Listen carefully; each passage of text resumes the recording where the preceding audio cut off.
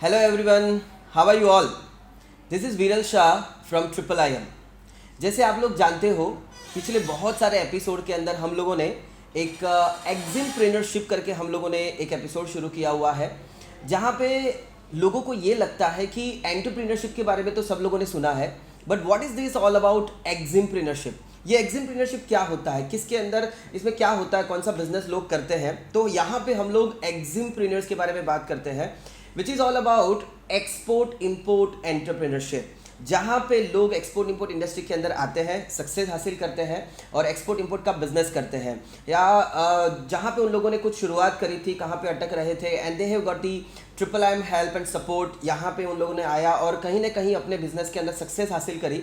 तो ऐसे बहुत सारी सक्सेसफुल स्टोरीज आगे के बहुत सारे एपिसोड में हम लोगों ने ऑलरेडी शेयर करके रखी हुई है, लेकिन आज भी हम लोग ऐसी ही एक सक्सेसफुल स्टोरी विटनेस करने के लिए जा रहे हैं। आई एम रियली एक्साइटेड बिकॉज आज के जो हमारे यहाँ पे पार्टिसिपेंट हैं वो बहुत अच्छे मित्र भी हैं मेरे, बहुत पिछले 3-4 सालों से मैं उनके साथ जुड़ा हुआ हूँ और उनका सक्सेस मैंने अपनी आंखों से देखा हुआ है। So I am really excited to interview him. और उनका नाम है मिस्टर भरत भाई मांगूकिया। उनकी कंपनी का नाम है BK इम्पैक्ट्स और डिस्पोजेबल प्रोडक्ट्स के अंदर वो डील करते हैं। लेकिन किस तरीके से उनकी ये जर्नी शुरुआत हुई, किस तरीके से उन्होंने सक्सेस हासिल करी, किस तरीके से वो आगे बढ़े, एक्सपोर्ट के क्या क्या बेनिफिट है, ऐसे बहुत सारे क्वेश्चंस जो हम लोगों के नॉर्मल दिमाग के अंदर होते हैं, जो हम लोगों को लगता है कि कहीं ना कहीं इन सवालों के जवाब अगर हम लोगों को मिल जाए तो हम लोग बहुत अच्छी तरीके से आगे बढ़ सकते हैं। ये एग्जिमप्रेन्योरशिप हमारा प्रोग्राम है, इनका एक यही हमारा मोटिव है कि आप इन सक्सेसफुल स्टोरीज को देखें तो आपको भी पता चले कि अगर ये लोग कर सकते हैं तो हम लोग क्यों नहीं कर सकते। और जहां भी अगर आप अटक रहे हो, we are there to help you. आपकी जो भी डाउट्स है, जो भी क्वेरीज है, हम लोग आगे शेयर भी करते रहेंगे, उसका सॉल्व भी करते रहेंगे। सो आज का हमारा ये बहुत ही वंडरफुल एक एक्सपीरियंस हम लोग लेने के लिए जा रहे हैं। एग्जिमप्रेन्योरशिप का आज का हमारा जो एपिसोड है उसके अंदर आई am really welcome mister Bharat bhai मांगूकिया। मैं आपका बहुत बहुत स्वागत करता हूँ भरत भाई। तो सबसे पहले आप मुझे ये बताइए कि किस तरीके से आपकी ये जर्नी की शुरुआत हुई, आप अपने बारे में थोड़ा चीज़ बताइए। एक्चुअली मैं 1999 से बिजनेस में हूँ। Okay. तब मैं डायमंड में जॉब किया करता था। तब Okay. जाके हम रेडीमेड गारमेंट में बिजनेस करते थे। राइट। तब जाके हम पहले इंपोर्ट किया करते थे, तो हम दूसरों की ओर से इंपोर्ट करते थे। दूसरों लोग इंपोर्ट करते थे, हम उनसे खरीदते। Okay. तो मैंने सोचा कि भाई क्यों ना हम खुद इंपोर्ट करें, कि हम अपने प्रोडक्ट इंपोर्ट करें तो हमको 2 पैसा ज़्यादा भी मिले। बाद में मैंने इस बारे में सोचा, तो मैंने विजिट किया, तो मैंने सोचा कि मैं अपना खुद का इंपोर्ट शुरू करूँ। ओके। तो जब मैं आया तो बेसिकली इंपोर्ट करने या इंपोर्ट सीखने के लिए आया था, लेकिन यहाँ आके मेरे को ऐसा पता इंपोर्ट से ज़्यादा हमारे कंट्री को एक्सपोर्ट की ज़रूरत है। तो मैंने इंपोर्ट चाइना से इंपोर्ट किया। हम चाइना से बहुत सारी चीज़ें इंपोर्ट करते थे, वॉचेस, क्लोथेस। बाद में मैंने सोचा कि हमको एक्सपोर्ट करना है, तो मैंने इंपोर्ट का छोड़ ही दिया। पूरा यहाँ पे जो एक्सपोर्ट के बारे में, एक्सपोर्ट के जो बेनिफिट थे, वो बेनिफिट लेने के लिए हमने एक्सपोर्ट के बारे में सोचा और हमें एक्सपोर्ट करना शुरू किया। ओके, सो बेसिकली आए थे इंपोर्ट करने के लिए और फिर एक्सपोर्ट करना शुरू कर दिया। देखिए, ये बहुत एक अच्छी चीज़ है जहाँ पे लोग ये सोचते हैं कि भाई इंपोर्ट में सबसे ज़्यादा फायदा होता है, या एक खुद की अर्निंग की ये जो सोच होती है, इसकी वजह से लोग इंपोर्ट के बारे में ज़्यादा सोचते हैं। लेकिन हमारी कंट्री का फ़ायदा, सिर्फ अपना फ़ायदा भरत भाई ने नहीं सोचा, अपने कंट्री का भी फ़ायदा सोचा कि अगर मैं एक्सपोर्ट करता हूँ तो कंट्री का भी इकोनॉमी बूस्टअप हो सकता है ना। लेकिन इतने सालों के बिजनेस के बाद जब आपने एक्सपोर्ट करना सोचा, तो फिर किस तरीके से आप ट्रिपल आईएम के टच में आए, या किस तरीके से आपने ट्रिपल आईएम का हेल्प आपको मिला, और पहला जो एक्सपोर्ट का जो आपका एक्सपीरियंस था उसके बारे में थोड़ा बताइए। क्या वो इजी था, डिफिकल्ट था, किस तरीके से आपने ट्रिपल आईएम के टच में आकर ये शुरुआत करी? मैंने पहले ये एक्सपोर्ट के बारे में, ट्रिपल आईएम के बारे में न्यूज़ सुना, तो मैंने पहले ट्रिपल आईएम का सेमिनार अटेंड किया। तो मेरे को बहुत पसंद आया कि भाई एक्सपोर्ट में सारे बेनिफिट्स हैं। और दूसरी ये चीज़ है कि हम इंपोर्ट करते थे तो वहाँ पे कैश देके यहाँ पे उधार बेचना पड़ता था। तो वो बहुत सारी प्रॉब्लम थी। तो सोचा कि भाई एक्सपोर्ट में है, पेमेंट का रिस्क नहीं है, और ज़्यादातर यहाँ पे लोकल मार्केट में उधार का बहुत प्रॉब्लम रहता है। और एक्सपोर्ट में वो सारी चीज़, हम वैसे उधार से बहुत थक गए थे। तो वो भी हमको एक्सपोर्ट में बहुत अच्छा लगा कि भाई यहाँ पे पेमेंट की सिक्योरिटी है, पहला एडवांस आता है, तो वो सारी चीज़ें हमको अच्छी लगी। तो हमको एक्सपोर्ट में ज़्यादा रुचि लगी। हमने सेमिनार अटेंड किया, फिर यहाँ के जो प्रोग्राम है वो अटेंड किए, बहुत अच्छे लगे। फिर इसके बारे में हमने धीरे धीरे शुरू किया। हमने प्रोग्राम किया था 15 में, 2015 में। Okay. तो उसके बाद जब हमने शुरू किया तो हम भी दूसरे लोगों के साथ जुड़ गए, हमको ये करना है, ये एक्सपोर्ट करना है, बहुत सारी प्रोडक्ट लिए, लेकिन फिर कुछ भी फ़ायदा नहीं हुआ कि भाई इसमें बहुत प्रॉब्लम आते कि कहीं पे हमको प्रोडक्ट नॉलेज नहीं रहता कि भाई ये किसी को ये चाहिए वो चाहिए। लेकिन हमको बाद में रियलाइज़ हुआ कि हमको कुछ नहीं करना है, पहले अपना प्रोडक्ट सेटअप करना है। तो हमने अपना प्रोडक्ट सिलेक्ट किया, उसके बाद उस पर लगे रहे। तो करीबन वो प्रोडक्ट को हमको अचीव करने में 2 से 2.5 साल लगे कि वो प्रोडक्ट के बारे में इतना नॉलेज कि हमको कोई भी चीज़ समझ में आए। तो हम पहले प्रोडक्शन में गए, पहले ट्रेडिंग शुरू किया, फिर धीरे धीरे प्रोडक्शन शुरू किया, वो डोमेस्टिक माल बनाया, फिर एक्सपोर्ट क्वालिटी का माल हमने मेंटेन किया, फिर जाके हमको एक्सपोर्ट के लिए प्रिपरेशन हुए, फिर हमने एक्सपोर्ट के लिए मार्केटिंग शुरू किया। उससे पहले हम प्रिपरेशन में लगे रहते, जैसे क्रिकेट मैच में होता है, हम आप लोकल खेलते हैं, फिर रणजी खेलते हैं, फिर इंटरनेशनल में जाते हैं। तो वैसे ही मेरी जर्नी रही, बहुत टाइम लगा, लेकिन एंड में हमको सक्सेस हासिल हुई। ओके, तो जब आप ये प्रोडक्ट को डेवलप कर रहे थे, जब प्रिपेयर कर रहे थे, जैसे आपको नाम से पता चल रहा है दैट भरत भाई मांगुकिया है और सूरत से है, तो ऑब्वियसली गुजराती बिजनेस पीपल है। और जैसे गुजरात में कहा जाता है कि अगर आपको किसी भी बिजनेस में सक्सेस हासिल करनी है तो कम से कम आपको 1000 दिन उस बिजनेस को देने पड़ते हैं। So it is almost near about 3 years of time. तो अगर आपका ये जो सोच था, कहीं ये 3 साल 2.5 साल की जर्नी में आपको कहीं पे ऐसा डीमोटिवेशन या ऐसा डिप्रेशन ऐसा कुछ नहीं हुआ कि शायद मुझे सक्सेस हासिल नहीं हो सकेगी, ये बिजनेस में मुझे कुछ नहीं मिलेगा, ऐसा कोई पड़ाव आया था बीच में? बहुत बार ऐसा आता है कि हम मार्केटिंग करते, बायर मिल जाते हैं, बायर से बातचीत करते हैं, लेकिन बायर कन्विंस नहीं होता, तो कभी कभी डीमोरल हो जाते हैं। तो इसी प्रॉब्लम के सॉल्यूशन के लिए हमने अपना डोमेस्टिक लेवल सेटअप कर दिया हुआ था कि अगर वो नहीं जाते हैं तो डोमेस्टिक लेवल में थोड़ा थोड़ा प्रोडक्ट सेल करके हम हमारी इनकम शुरू रहे। तो वो इनकम शुरू रही हमारी, इसके लिए हमको इतना वो नहीं हुआ कि चलो नहीं हो रहा। लोगों को क्या होता है कि एक्सपोर्ट शुरू करते हैं, इनकम बंद हो जाती है, कभी 1-1.5 साल नहीं होता है, तो वो लोग डीमोरल हो जाते हैं कि साला नहीं होगा क्या होगा। तो वो सिचुएशन का सॉल्यूशन के लिए हमने ये निकाला रास्ता कि भाई हम डोमेस्टिक में थोड़ा बहुत काम करेंगे। तो वो से हमारा खर्चा निकल जाता था, तो हमको ये बैकअप मिल जाता था कि चलो आज नहीं तो कल होगा। क्योंकि कभी कभी बायर क्या करता है, वेट एंड वॉच करता है कि आज से हमने 2015-16 में जो बायर के साथ बातचीत किए हुआ था वो आज हमारा कस्टमर है। वो 2-2.5 साल हमको देखता है। कोई भी बायर हो, उसको एडवांस देना हो या कुछ भी करना हो, तो वो पहले कंपनी की रेपुटेशन देखता है। तो हम बताते हैं कि हमने 2015 में ही कंपनी शुरू की है और 2016 में वो बायर खरीदेगा नहीं। जब हमारा 3-4-5 साल का कुछ हिस्ट्री होगा तब जाके वो थोड़ा बहुत हमको ट्रस्ट कर, क्योंकि बड़े छोटे छोटे ऑर्डर मिल जाते हैं, उससे कुछ काम नहीं होता। अगर आपको बड़ा ऑर्डर और बड़ा काम करना है तो वो वेट एंड वॉच करते हैं भाई ये कंपनी क्या कर रही है, 2 साल बाद ये कंपनी कहाँ पे है, क्या है। तो वो ज़्यादा होके हमको 2019 में कुछ हासिल हुआ। Okay, so that's great to hear कि पहले उन्होंने अच्छी तरीके से अपने प्रोडक्ट को डेवलप किया, उसके बाद डोमेस्टिक मार्केट को अच्छी तरीके से डेवलप किया, वहाँ पे अपने बिजनेस को फैलाया, प्रोडक्ट को बेचा, जो एक्सपीरियंस मिला उसके बेस के ऊपर उन्होंने इंटरनेशनल क्वालिटी बनाई और फिर इंटरनेशनल मार्केट को डेवलप किया। तो यहाँ पे 2.5 साल 3 साल का जो उनका एक्सपीरियंस रहा, उसकी वजह से उनका ये कहना है कि ये मुझे बैकअप मिला, यहाँ से मेरी इनकम भी फ्लो होती रही थी और यहाँ पे मेरे इंटरनेशनल मार्केट के अंदर मेरा मार्केटिंग भी होता रहता था और वहाँ से फिर मुझे ऑर्डर मिलना शुरू हुआ। तो जब डोमेस्टिक में आप कुछ बेच रहे थे, मैंने सुना है आपके बारे में कि आप किसी फेमस एक ब्रांड है जो डोमेस्टिक में है, उसको आपने अपना प्रोडक्ट दिया, उन्होंने बहुत सारी उसके अंदर गलतियां निकाली, उसको डेवलप करते करते करते, तो उसमें किस तरीके से हुआ था, क्या एग्जैक्टली वो सिनारियो था? वो कभी कभी क्या हो जाता है कि हम कोई प्रोडक्ट इंटरनेशनल मार्केट में कस्टमर को क्या प्रोडक्ट चाहिए, क्या क्वालिटी चाहिए, वो ज़्यादातर हमको पहले नहीं पता होता है। लेकिन कस्टमर जब हमसे कोऑर्डिनेट करता है तब जाके हमको पता चलता है क्या चाहिए। कभी कस्टमर ऐसा होता है कि वो हमको पहचान लेता है, वो उनके सवाल ऐसे होते हैं तो हम नए हैं पुराने हैं उनको पता चल जाता है। वो शुरुआत के दौर पे वो बहुत चला कि भाई हमको इंटरनेशनल क्वालिटी के हिसाब से इतना नहीं होता। फिर हमने वही चीज़ अपने प्रोडक्शन लेवल पे क्वालिटी के हिसाब से उतारना शुरू किया कि उनको एक्चुअली प्रोडक्ट चाहिए क्या।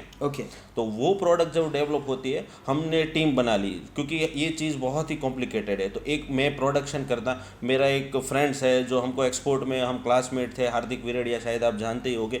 वो लोगों ने हम टीम बनाई कि हम एक बंदा एक ही चीज़ पे फोकस करेगा। मैं प्रोडक्शन बनाऊंगा, एक क्वालिटी इंस्पेक्शन करेंगे और एक्सपोर्ट के मार्केटिंग के।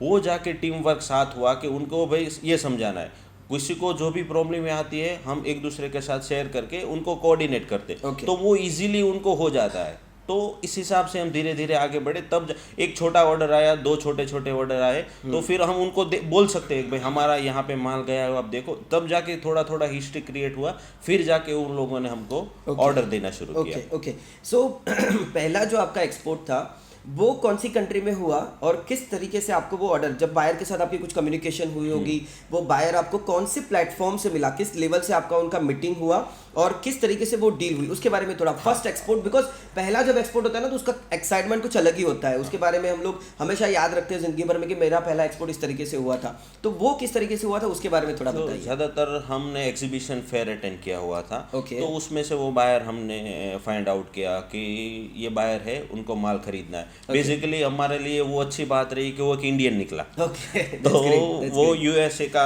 पहला शिपमेंट था। Okay. तो उस शिपमेंट में तो आप देखो हमारे लिए सारा बहुत ही मुश्किल ही हो, क्योंकि वो भी पहली बार ये प्रोडक्ट इंपोर्ट कर रहा था, हम भी पहली बार ये एक्सपोर्ट कर रहे थे। तो हमने उसको साफ ही बता दिया था भाई हम ये पहली बार है। तो वो बोला कोई बात नहीं, हम भी करेंगे, मैं भी पहली बार हूँ, आप भी पहली बार हो। और तीसरा ये हुआ कि उसका जो फ्रेट फॉरवर्ड था, यहाँ पे उसकी नई ब्रांच थी, तो वो भी नया था। तो वो पहले एक्सपोर्ट में तो हमारे लिए बहुत ही मुश्किल पैदा हुई, क्योंकि एक ही डॉक्यूमेंट हमने 4 बार भेजे, तब जाके वो पहला एक्सपोर्ट क्लियर हुआ। क्योंकि वो भी नया था, वो भी किसी और फील्ड से आया था। उस फ्रेट फॉरवर्डर की पहली ब्रांच थी यहाँ पे इंडिया में, उसका पहले कोई काम नहीं था। तो पहले एक्सपोर्ट में सब नए तो पहली बार बहुत ही मुश्किल आई। फिर जाके एक से एक के पहली बार जब क्या होता है तो 10, 12, 15 कंट्री से अलग अलग इंक्वायरी आती है। तो एक टाइम ये था कि हम फ्रेट फॉरवर्डर से रेट निकालते थे, तो वो कभी कभी ऐसा सिचुएशन आ गया एक टाइम पे कि वो उस लोगों ने हमारा फ़ोन ही उठाना बंद कर दिया कि भाई आप कितनी बार रेट निकालोगे, एक भी बार एक्सपोर्ट कर नहीं रहे हो। तो ऐसे सिचुएशन भी आया कि फ्रेट फॉरवर्डर ने हमारा फ़ोन उठाना भी बंद कर दिया और कॉस्टिंग भी देना बंद कर दिया। क्योंकि वो लोग ज़्यादातर फ्रेट मांगते हैं भाई यहाँ तक पहुँचाने का खर्चा कितना रहता है। तो वो जाके पहली बार में हमको बहुत प्रॉब्लम आए। तो धीरे धीरे जब 1 शिपमेंट 2 शिपमेंट हुए, तब जाके उनको ट्रस्ट बैठा कि नहीं ये सही है। तब जाके एक से एक कॉस्टिंग आने लगी। तब जाके हम पहली बार में बहुत ही मुश्किल रहा। हाँ, पहली बार का थोड़ा एक्सपीरियंस थोड़ा डिफिकल्ट होता ही है, होता है, बट वो सिखाता बहुत है, बहुत सीखा गया। उसके बाद आज तक हमको एक भी प्रॉब्लम नहीं आया और इतना स्मूथली चल रहा है, जितना डोमेस्टिक भी बहुत मुश्किल है उतना स्मूथली चल रहा है। ओके, सो भरत भाई का कहना ये है कि इतना एक्सपीरियंस मिला, इतना सीखने को मिला कि अभी इंटरनेशनल बिजनेस बहुत आराम से, बहुत स्मूथली हम लोग कर सकते हैं। बट अभी का क्या स्टेटस है आपका भरत भाई, ये बताइए। अभी आपका रेगुलरली कितना एक्सपोर्ट होता है, किस लेवल से आप बिजनेस कर रहे हैं? अभी हमारा रेगुलरली लास्ट 1 से 1.5 साल से हमारा रेगुलर पर मंथ 1 कंटेनर का डिस्पैच है। अभी हमने ऑलरेडी 9 कंट्रीज में डिस्पैच कर दिया है और 3 और कंट्री से बात चल रही है। तो नेक्स्ट मंथ शायद हम 13 to 14 कंट्रीज में बिजनेस करते होंगे। और एक्चुअली हम देखें तो मेरा खुद का टारगेट है 100 कंट्रीज में मेरा एक्सपोर्ट होना चाहिए। उसमें मेरी टीम भी बहुत मेरा सपोर्ट कर रही है। मैं सिर्फ फेस हूँ, मेरे पीछे भी बहुत सारी टीम है जो काम कर रही है इस पे, क्योंकि अकेले नहीं होगा। प्रोडक्शन लेवल, डिस्पैच, मार्केटिंग, वो बहुत सारी वर्कआउट है, क्योंकि आपको एक लेवल पे जाना है। तो वो लोगों का भी सपोर्ट रहेगा। तो वो लोगों का भी सपोर्ट अच्छा है मेरे को, क्योंकि एक साइड जिसको काम दे दिया तो वो अपने हिसाब से बेस्ट ट्राई करता है। और ज़्यादातर मेरे को घूमने का बहुत शौक है, तो वही 100 कंट्री में मेरे को घूमना है और वहाँ पे 100 कंट्रियों में मेरा जाना चाहिए। ऑलमोस्ट मैंने इसमें से 13 to 14 कंट्रीज हमारे कवर हो गए। बाकी आगे 5 ईयर का उस टाइप का प्रोग्राम है हमारा। वाह, चलो ये बढ़िया है बहुत। It's really great to hear that कि कोई आता है जिसको एक्सपोर्ट के बारे में बिल्कुल भी नहीं पता है, एक्सपोर्ट सीखता है ना, IIIM के हेल्प से वो आगे बढ़ते हैं और कहीं ना कहीं जो भी क्वेरीज, डाउट्स आते हैं उसको सॉल्व करते हुए, चैलेंजेस को ओवरकम करते हुए लोग आगे बढ़ते हैं और इस लेवल से चले जाते हैं जहाँ पे उनका टारगेट ये है। देखो अभी ऑलरेडी 9 कंट्री में कर चुके हैं, आगे आने वाले 6-8 महीने के अंदर और 4-5 कंट्री के अंदर करने वाले हैं। जैसे दीपक सुधीर मनोहर सर जो हमारे हैं, उनको भी भरत भाई बहुत अच्छे तरीके से जानते हैं। उनका भी यही एक सपना था कि वो 100 कंट्री में घूमे, 100 कंट्री में बिजनेस करे। तो ये उनके बहुत अच्छे फॉलोअर हैं और उनका ही टारगेट लेकर ये चले हुए हैं कि नहीं, मुझे भी 100 कंट्री के अंदर बिजनेस करना है और वहाँ पे घूमने के लिए जाना है। So that's really congratulations to you कि ये बहुत अच्छे से आप बिजनेस को आगे बढ़ा रहे हैं और हमारी ये विश रहेगी कि उसको आप आगे लेकर जाए, 100 कंट्रीज तक को पूरा करें। सो ओवरऑल अगर आप बोलना चाहे तो जो भी आपकी एक्सपीरियंस रहा उसके अंदर एक्सपोर्ट क्यों करना चाहिए और एक्सपोर्ट के क्या क्या बेनिफिट है? उसके बारे में थोड़ा बताइए। एक्सपोर्ट देखो करना ही चाहिए सब लोगों को। अगर आपके पास पोटेंशियल है तो आप एक्सपोर्ट पे जाओ। उसके बेनिफिट सबसे ज़्यादा ये है कि आपको पैसों का कोई टेंशन नहीं रहता। बिजनेस बहुत बल्क क्वांटिटी में मिलता है और आपका बैंक स्टेटमेंट से लेके आपकी रेपुटेशन जो होती है वो अगर एक्सपोर्ट आप करते हो तो वो बहुत ही आपको मिलता है। गवर्नमेंट भी आपको बहुत सपोर्ट करता है। अगर आप एक्सपोर्ट के लिए स्पेशली यूनिट क्रिएट करते हो तो गवर्नमेंट आपको बहुत अच्छी हेल्प करती है। और सबसे ज़्यादा ये है कि उसमें इनकम है।